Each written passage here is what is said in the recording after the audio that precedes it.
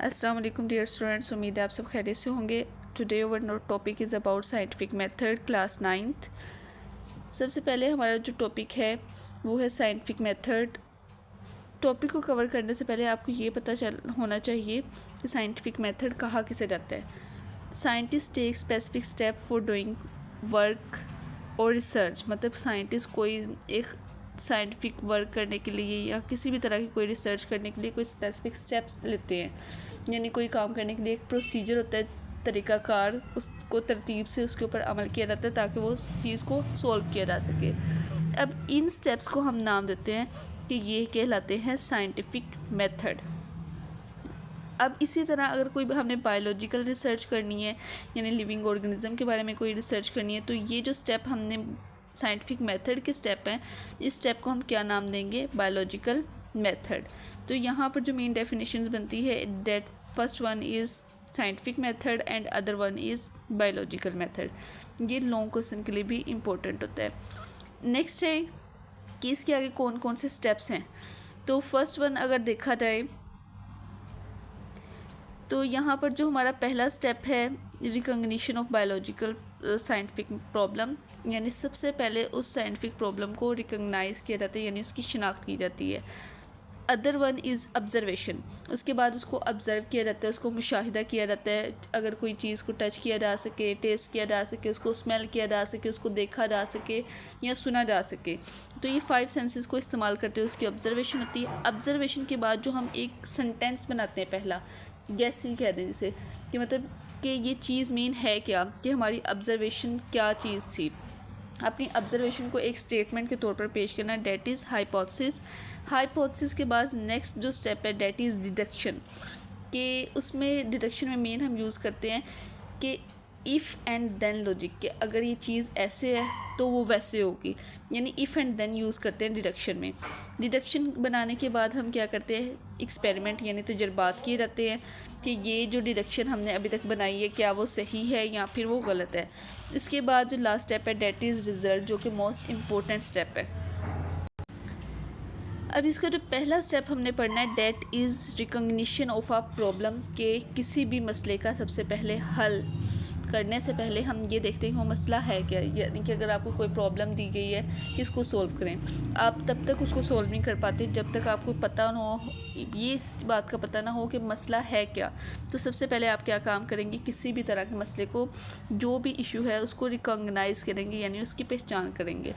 The first step involve identifying and defining scientific problem, यानी उसको identify शनाख्त करेंगे और उसको डिफ़ाइन करेंगे कि ये मसला हमारे पास दरपेश है। स्पेसिफिक इशू और phenomena that scientific want to investigate, वो चीज़ जो कि साइंसदान इन्वेस्टिगेट करना चाहते हैं कि अगर ये चीज़ ऐसे है तो ऐसे क्यों है। Such problem is either ask by, यानी या तो ये कोई आम पर्सन है, कोई भी शख्स है जो साइंसदानों से पूछेगा कि ये जो है मसला तो ये कैसे आया, या फिर समटाइम्स साइंटिस्ट के माइंड में खुद आती है। जैसे अगर न्यूटन का देखा जाए या ग्रेविटी के बारे में देखा जाए कि एक एप्पल गिरता है ट्री से, तो उस चीज़ के मतलब उसके बारे में पूरा देखा गया था कि कैसे ये ज़मीन उसको अपनी तरफ अट्रैक्ट करती है एप्पल को एक ट्री से। तो ये सब मतलब कि साइंसदान की या तो दिमाग में खुद आ जाए या फिर कोई शख्स उससे पूछे। Biologist mind by himself, for example ये इसकी आगे एग्जांपल आ जाएगी। A biologist notice that plant in an area, कि इस एरिया के जो प्लांट हैं आर ग्रोइंग टॉलर, के ज़्यादा लंबे हो रहे हैं देन द यूजुअल, मतलब जो आम एरिया के जो प्लांट्स हैं ना उसकी निस्बत उसके साथ अगर कंपेयर किया जाए तो ये जो एरिया मौजूद है, फॉर एग्जांपल ये जो एरिया है इसके प्लांट ज़्यादा जल्दी लंबे हो रहे हैं, यानी टॉलर हो रहे हैं as compare to that area. Next है ही डेवलप अ साइंटिफिक, तो उसने कहा कि ये एक साइंटिफिक प्रॉब्लम है। अब ये क्या देखेगा कि what factors are responsible for the increase growth of this plant, मतलब कि उसने ये देखना है कि जो इस एरिया में प्लांट थे उसमें कौन से ऐसे फैक्टर पाए जाते हैं जिसकी वजह से यहाँ के प्लांट ज़्यादा उनकी लेंथ हो पा रही थी। नेक्स्ट है the problem become starting point for a scientific inquiry, यानी साइंटिफिक इंक्वायरी के लिए ये अब स्टार्टिंग पॉइंट शुरू हो चुका है। जो नेक्स्ट स्टेप है डेट इज़ ऑब्जर्वेशन, यानी चीज़ का मुशाहिदा करना। Scientist make observation about the, अब यहाँ पर वो चीज़ को ऑब्जर्वेशन यानी उसका मुशाहिदा शुरू करेंगे कि क्या चीज़ है। दे यूज़ 5 सेंसेस, वो कितनी सेंसेस यूज़ करेंगे, 5 सेंसेस। ये भी MCQs के लिए आदत है कि 5 सेंसेस इस्तेमाल की जाती है किस चीज़ को बनाने के लिए, ऑब्जर्वेशन को बनाने के लिए।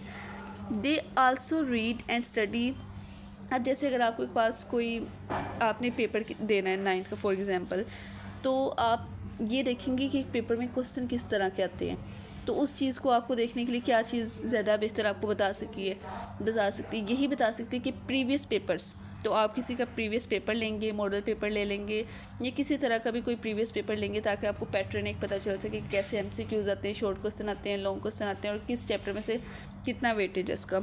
बिल्कुल इसी तरह साइंटिस्ट उस प्रॉब्लम को सॉल्व करने के लिए अगर उस तरह से उसकी रेलिवेंट कोई प्रॉब्लम पहले हो चुकी है तो प्रीवियस रिसर्च वगैरह को भी पढ़ेंगे जो उस प्रॉब्लम से रिलेटेड है। ऑब्जर्वेशन, अब आगे आ जाता है कि ऑब्जर्वेशन 2 टाइप की होती हैं, एक क्वालिटेटिव यानी किसी चीज़ की आपने क्वालिटी मालूम की है, और एक है क्वांटिटेटिव यानी कि मिकदार मालूम करना। तो सबसे पहले है क्वालिटेटिव, जिसमें आप किसी चीज़ की क्वालिटी खसूसियत बता रहे हैं। Involve observation that can not measured होता है पैमाइश करना, विद नंबर, यानी इसको गिनती में 1 2 3 इस तरह उनको नंबर्स में आप काउंट नहीं कर सकते। जैसे अगर किसी की क्वालिटी है, किसी की इंटेलिजेंस है, तो लॉयल्टी है, इसको आप नंबर्स में काउंट नहीं कर सकते। फॉर एग्जांपल यहाँ पर आ जाता है colour and texture of a flower, क्या आप एक फ्लावर के कलर को नंबर नहीं कर पाते और ना ही उसके टेक्सचर को कि वो किस तरह का सॉफ्ट टेक्सचर है या फिर हार्ड टेक्सचर है। नेक्स्ट है क्वांटिटेटिव, यहाँ पर आप मिकदार बताएंगे जो चीज़ आपने ऑब्ज़र्व की है। फॉर एग्जांपल अगर आपके सामने कोई चीज़ पड़ी है, कोई मैथ्स में पड़ा हुआ है, तो आप ये बता सकते हैं कि इतने kg मेरे सामने ये चीज़ मौजूद है, तो ये है आप क्वांटिटी में इसको बता रहे हैं। Involve measurement on numerical data date can be express in term of quantity, यानी मिकदार के अकॉर्डिंग आप उसको बताते हैं कि ये चीज़ इतनी मौजूद है। For example a number of birds, जैसे कि नंबर ऑफ़ बर्ड्स है कि कितने बर्ड्स इस ट्री पे बैठे हैं, आप एग्जैक्ट उसको काउंट करके बता सकते हैं कि 5 मौजूद है या फिर 6 मौजूद हैं। नेक्स्ट आ जाता है, ये एक क्वेश्चन तो कंप्लीट हो गया यहाँ पर।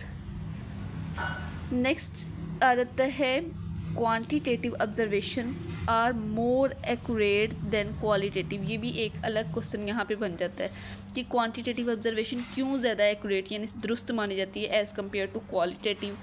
अब क्योंकि क्वांटिटी आपने बता दी है कि यहाँ पर 1 2 3 फॉर एग्जांपल मैंने आपको जैसे मास बताया कि आप बताएंगे कि 1 kg है, 2 kg है, कितने kgs आपके सामने मौजूद है। लेकिन अगर आपकी इंटेलिजेंस कोई सामने बैठा है, कोई भी, आप उसकी इंटेलिजेंस जहानत ये नहीं, आप उसको नंबर नहीं दे सकेंगे कि 5 है 6 है जो भी है। तो इसीलिए कहा जाता है कि क्वान्टिटेटिव ज़्यादा एक्यूरेट है as compare to qualitative, because quantitative observation are invariable, यानी उसको वो इनवेरिएबल है, चेंज नहीं होती। मेजरेबल, उसको आप मेजर कर सकते हैं, पैमाइश कर सकते हैं। And can be recorded in term of, यानी नंबर के 1 2 3 के अकॉर्डिंग आप उसको सेव कर सकते हैं, रिकॉर्ड कर सकते हैं। तो ऑब्जर्वेशन क्या है, मुशाहिदात, और ये कितने टाइप के थे, 2, एक तो क्वालिटेटिव, दूसरी क्वांटिटेटिव। क्वालिटेटिव में आपने क्या पढ़ा था कि उसकी ऑब्जर्वेशन जिसमें हम नंबर्स नहीं मेजर करते, और क्वांटिटेटिव में जिसमें हम number measure. Next one is hypothesis, यानी ऑब्जर्वेशन के बाद अब जो नेक्स्ट हमारा स्टेप आएगा डेट वन इज़ हाइपोथेसिस। अब जो ऑब्जर्वेशन आपने की है उसकी बेसिस पे एक स्टेटमेंट बनाई जाती है, मे बी वो ट्रू भी हो सकती है और मे बी वो फॉल्स भी हो सकती है। On the basis of observation scientist develop a statement that may prove the answer of the, यानी कि वो हो सकता है कि वही स्टेटमेंट जो आपने बनाई है वो जो प्रॉब्लम है उसका आंसर भी हो सकता है। Such tentative answer of scientific problem is called hypothesis. यहाँ पर मेन अगर देखा जाए कि हाइपोथेसिस की डेफिनेशन पूछी जाए तो आप ये भी लिख सकते हैं और साथ में आगे कैरेक्टरिस्टिक्स भी लिखी जा सकती है। तो मतलब हाइपोथेसिस वो है कि जो आपने चीज़ को ऑब्जर्व की है, अब आपके माइंड में उसकी क्या स्टेटमेंट बनी है, that is called hypothesis. Scientist में मेक मैनी हाइपोथेसिस फॉर, मतलब एक सिंगल प्रॉब्लम के लिए बहुत सारे हाइपोथेसिस बनाए जाते हैं। अब हाइपोथेसिस कैसा होना चाहिए, उसकी क्या खसूसियात है, कैरेक्टरिस्टिक्स क्या है। It is propose statement to answer the, मतलब कि उस प्रॉब्लम का कहीं ना कहीं आंसर इसमें मौजूद होना चाहिए। It always match with available observation. जो आपने ऑब्जर्वेशन की है तो जो हाइपोथेसिस है उससे मिलता जुलता होना चाहिए, यानी ये नहीं कि आपने ऑब्जर्व चीज़ों को अलग किया है और जो आप हाइपोथेसिस यानी एक स्टेटमेंट बना रहे हैं वो अलग चीज़ है। बिल्कुल इसी तरह थर्ड वन है, it can be tested through, यानी उसके ऊपर एक्सपेरिमेंट किए जा सकें। दे ऑलवेज वे टू, और एक रास्ता हो कि जिसकी वजह से इसको हम डिसप्रूव भी कर सकें कि हाइपोथेसिस ये गलत साबित कर सके। तो ये हाइपोथेसिस है कि आपने जो ऑब्जर्वेशन की आप उसको एक स्टेटमेंट के तौर पर पेश करते हैं। साइड बॉक्स अगर देखें, information is also gathered by reading books, यानी इन्फॉर्मेशन कैसे आप हासिल कर सकते हैं बुक्स को रीड करके। It help to understand the existing knowledge और फॉर्मुलेटेड आप, यानी कि जो अभी तक नॉलेज मौजूद था वो आपको उससे मिलता है और उसके साथ आप हाइपोथेसिस फॉर्मुलेट कर सकते हैं।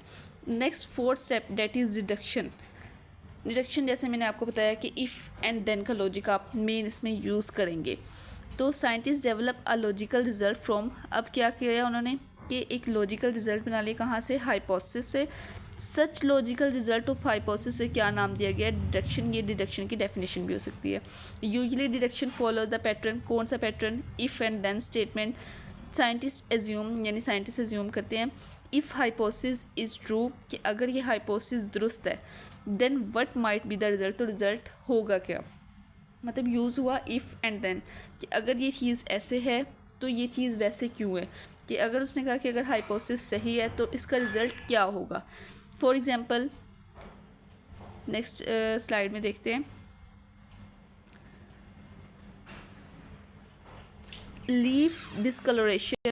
फॉर एग्जाम्पल ये हमारी हाइपोथेसिस है, first one, leaf discoloration and stunted growth in a plant are caused by deficiency of iron in the soil, यानी कि अगर कहा जाता है कि लीफ की कलर चेंज हो रहा है, यानी ग्रीन लीव्स येलो में कन्वर्ट हो रहे हैं और उनकी ग्रोथ एक दफ़ा स्टंट यानी रुक चुकी है, तो अब ये कहा जा रहा है कि इसकी काजेज़, ये हाइपोथेसिस बनाई है उन्होंने उस चीज़ को ऑब्जर्व करने के बाद कि इसके काजेज़ क्या है, कि हमारी जो सॉइल है, मिट्टी है, उसमें आयरन मौजूद नहीं है प्रॉपर तरीके से, उसकी कमी है।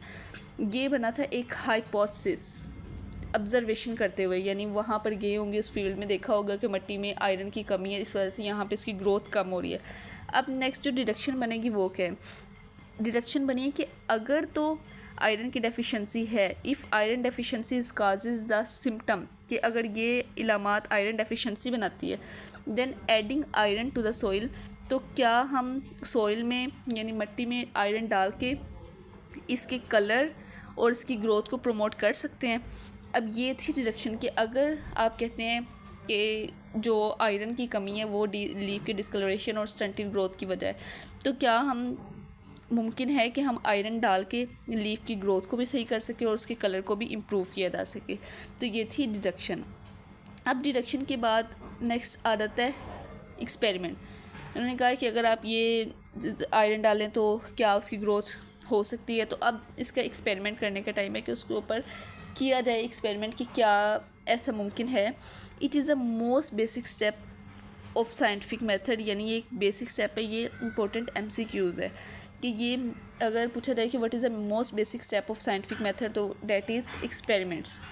Scientist perform experiment to test are, scientist किस लिए एक्सपेरिमेंट करते हैं, ताकि जो भी हाइपोथेसिस बने उसको देखा जा सके डेट इज़ करेक्ट और not. In successful experiment one hypothesis is prove correct and alternate hypothesis is prove, यानी एक सक्सेसफुल एक्सपेरिमेंट के लिए एक हाइपोथेसिस दुरुस्त साबित हो जाता है और दूसरा गलत साबित हो जाता है। तो जो दुरुस्त साबित होता है उसको क्या किया जाता है, आगे उसको फिर फर्दर एक्सपेरिमेंट किए जाते हैं कि क्या ये तो नहीं है कि वो किसी भी एक्सीडेंटली या किसी भी तरह से वो सही साबित हो गया, तो उसके ऊपर बार बार एक्सपेरिमेंट किए जाते हैं और जो इनकरेक्ट होता है उसको रिजेक्ट कर दिया जाता है। Incorrect hypothesis are rejected and the prove one is accepted. Scientist में एक न्यू डिडक्शन, अब जो हाइपोथेसिस सेलेक्ट हुआ था उसके ऊपर नई से नई डिडक्शन बनती है from accepted hypothesis and then they perform further, उसके बाद उसके ऊपर एक्सपेरिमेंट किए जाते हैं और ये बताया जाता है कि जो हाइपोथेसिस बनाया था वो कितना करेक्ट है, कि उसकी कितनी हद तक वो सही मौजूद है। अब नेक्स्ट अगर देखा जाए एक्सपेरिमेंटल ग्रुप और कंट्रोल ग्रुप क्या होते हैं। अच्छा, एक्सपेरिमेंटल ग्रुप और कंट्रोल ग्रुप यही है कि आपने कोई दो चीज़ें ली हैं, एक को आप जैसे अगर दो प्लांट्स हैं, दो प्लांट्स लिए, एक प्लांट को आप हर चीज़ प्रोवाइड कर रहे हैं, पानी दे रहे हैं, सूरज की रोशनी दे रहे हैं, जो उसको प्रॉपर हवा चाहिए अपनी फोटोसिंथेसिस के लिए वो सब कुछ मिल रहा है। और एक को जिसको आप ये देखना चाहते हैं कि क्या सूरज की रोशनी उसके लिए ज़रूरी है, ये नहीं पानी दे रहे हैं, बाकी सब चीज़ें दे रहे हैं, लेकिन सनलाइट आप इसको नहीं दे रहे, तो जिसको आप पूरा सब कुछ दे रहे हैं that is control group. And other one जिसको आप ये देखना चाह रहे हैं कि सूरज की रोशनी क्या उसके ऊपर कोई इफ़ेक्ट करेगी, तो that is experimental group. When scientists do experiment, they arrange two settings. One is experimental group and other one is control group. For example, if you want to experiment to test and necessity of carbon dioxide, जैसे मैंने आपको बताया उसी तरह से मिलते मतलब for photosynthesis you will arrange two similar plant, यानी दो सिमिलर एक जैसे प्लांट आप अरेंज करेंगे। You will not provide carbon dioxide to one, यानी एक को आप कार्बन डाइऑक्साइड नहीं देंगे, वो कौन सा ग्रुप होगा, एक्सपेरिमेंटल ग्रुप होगा। वाइल यू प्रोवाइड, लेकिन आप दूसरा जो ग्रुप है, दूसरा प्लांट आपने लिया उसको आप कार्बन डाइऑक्साइड प्रॉपर तरीके से दे रहे हैं, जो कि क्या है, कंट्रोल ग्रुप है। The necessity of carbon dioxide will be prove when photosynthesis does not occur in. अब आपने देखा कि फोटोसिंथेसिस कार्बन पौधों को ज़रूरी है, पौधों की ग्रोथ के लिए ज़रूरी है। अब आप देखेंगे कि जिस प्लांट को आपने कार्बन डाइऑक्साइड नहीं प्रोवाइड किया तो उसमें फोटोसिंथेसिस नहीं होगी, और जिस प्लांट को आपने कार्बन डाइऑक्साइड प्रोवाइड किया वहाँ पर फोटोसिंथेसिस होगी, यानी उसकी ग्रोथ बेहतर होगी। Occurs in the control group, और हम कार्बन डाइऑक्साइड किसको प्रोवाइड कर रहे थे, कंट्रोल ग्रुप को। डेट्स मीन कि फोटोसिंथेसिस किस में होगी, कंट्रोल ग्रुप में। अब ये जो आपने एक्सपेरिमेंट कर लिया, अब टाइम है इसका रिज़ल्ट, जो कि एक मेन और इम्पोर्टेंट स्टेप है कि इतना एक्सपेरिमेंट करने का कोई फ़ायदा नहीं होगा जब तक आप उसका रिज़ल्ट नहीं दिखाते, उसको कंपाइल नहीं किया जाता, उसको पब्लिश नहीं किया जाता। अब scientist gather data from their experiments, they use statistical analysis and graph ETC, यानी उसको समराइज़ करने के लिए कि उनका रिज़ल्ट क्या है और उन्होंने किस चीज़ पे एक्सपेरिमेंट किया है। Scientist also include a list of all the references, यानी कि उनको अपने काम के साथ जिन जिन चीज़ों के लिया गया या किसी की हेल्प ली उन सब का रेफरेंस भी साथ में वो ऐड करते हैं। साइंटिस्ट पब्लिश देयर फाइंडिंग्स कहाँ पर, या साइंटिफिक जर्नल्स में या मुख्तलिफ तरह की किताबें होती हैं उसमें उसको शाया किया जाता है। They also share their finding with their other scientist, यानी दूसरे साइंसदानों के साथ एक पूरी प्रॉपर मीटिंग होती है जिसमें वो दूसरे साइंसदानों के साथ अपना जो काम है उसको शेयर करते हैं। इस मकसद के लिए क्रिएट साइंटिफिक रिपोर्ट और give presentation in national and international meeting and seminars में, वहाँ पर जाके अपना काम दिखाते हैं कि हम इस चीज़ पे रिसर्च कर चुके हैं। ओके, तो आज जो हमने पढ़ा है वो थी साइंटिफिक मेथड। साइंटिफिक मेथड क्या होता है कि वो स्टेप जो कि एक साइंसदान किसी भी रिसर्च या किसी भी साइंटिफिक वर्क को करने के लिए लेते हैं, उन स्टेप्स को क्या कहा जाता है, साइंटिफिक मेथड। अब कौन कौन से स्टेप थे, सबसे पहला था साइंटिफिक प्रॉब्लम के मतलब साइंटिफिक प्रॉब्लम की रिकॉग्निशन, फिर observation, hypothesis, deduction, experiments and then results. तो सबसे पहले क्या है, किसी भी काम करने के लिए पहले आप किसी भी जो भी प्रॉब्लम है उसको समझेंगे। ये नहीं है कि आपने स्टेप्स ले लिए और आप उसको ये नहीं पता कि प्रॉब्लम है क्या, तो उसको सोल्यूशन तभी आप कर पाएंगे जब आप उसको प्रॉब्लम को समझेंगे। तो सबसे पहले साइंसदान क्या करते हैं, उस प्रॉब्लम को समझते हैं कि ये प्रॉब्लम है किस चीज़ के बारे में और ये क्या है। तो अब ये जो मसला है, प्रॉब्लम है, ये आती कहाँ से, या तो ये साइंसदान के दिमाग में खुद आ जाती है या फिर कोई भी शख्स है जो साइंसदान से पूछता है कि ये चीज़ ऐसे है तो ऐसे क्यों है। अब नेक्स्ट आ जाती है ऑब्जर्वेशन। मैंने बताया था 5 सेंसेस के ज़रिए, यानी टच, टेस्ट, स्मेल, हेयरिंग, तो ये और सीइंग यानी देखना, इन सब के ज़रिए ये ऑब्जर्वेशन की जाती है। ऑब्जर्वेशन की 2 टाइप्स थी, एक थी क्वालिटेटिव और other one is quantitative. Qualitative में क्वालिटी मालूम की जाती है कि यानी वो नंबर में नहीं होती, और क्वांटिटेटिव में नंबर्स में आप मेजर कर सकते हैं, और कौन सी ज़्यादा एक्यूरेट है तो वो क्वांटिटेटिव है। हाइपोथेसिस क्या है कि जो ऑब्जर्वेशन आपने की है उसको एक स्टेटमेंट दे दी जाती है ताकि बताया जा सके कि हमने क्या चीज़ ऑब्जर्व की है। फिर उसकी आपने करैक्टरिस्टिक्स पढ़ी है। देन डिडक्शन है कि आपने जो हाइपोथेसिस बनाई है तो ये बताते हैं कि अगर ये चीज़ ऐसे है तो ये चीज़ वैसे होगी, यानी इफ़ एंड देन का लॉजिक इस्तेमाल करते हैं। फिर आपने ये देखा कि अगर जब आपने हाइपोथेसिस यानी बना ली, उसके बाद डिडक्शन बना ली, फिर उसके बाद उस पर एक्सपेरिमेंट किए जाते हैं कि उसके ऊपर ज़्यादा से ज़्यादा तजुर्बात किए जाते हैं ताकि उसको सही या गलत साबित किया जा सके। अगर वो गलत साबित होगी तो उसको रिजेक्ट कर दिया जाता है, और अगर वो एक्सेप्ट हो गया यानी प्रूव हो गया तो फिर उसको आगे एक्सेप्ट करके उसके ऊपर फर्दर एक्सपेरिमेंट किए जाते हैं। और एक्सपेरिमेंट में भी आपने पढ़ा था कि 2 तरह के हम कंपैरिजन के लिए इस्तेमाल करते हैं, एक कंट्रोल ग्रुप और दूसरा हम एक्सपेरिमेंटल ग्रुप इस्तेमाल करते हैं।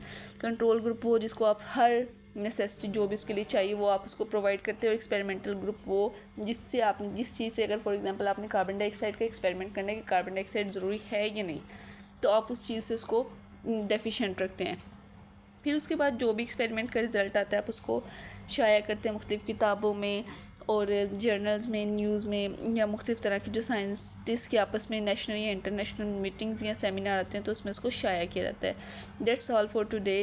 आज हमारा टॉपिक जो साइंटिफिक मेथड था वो कंप्लीट हो चुका है। इंशाल्लाह सी यू इन नेक्स्ट लेक्चर। अल्लाह हाफिज़।